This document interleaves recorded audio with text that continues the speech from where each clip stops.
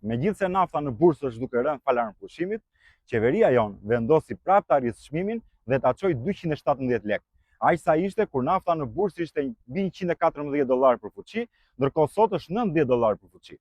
Për këta hajdut me çizme, nuk ka rëndësi fare nëse muaj e ty na dalin apo jo lekët në fund muaj. As ju intereson që çmimet e çdo produkti janë çmendur për shkak të naftës kryesisht, e as që duan t'ia dinë për jetesën e banorëve që duhet të qeverisin. Këta shfrytëzojnë çdo rast vetëm për të vjedhur si hajdut me çizme. Dhe këtë e bëjnë sepse ne heshtim, rrim si qypa pa thënë asnjë fjalë, teksa këta na marrin shpirtin dhe për më tepër i paguajmë dhe me rrogë për këtë punë. Unë të shtunën do të dalë në protestë. Nuk do e dëgjoni këtë në asnjë portal dhe në asnjë media, sepse dihet për kë punojnë.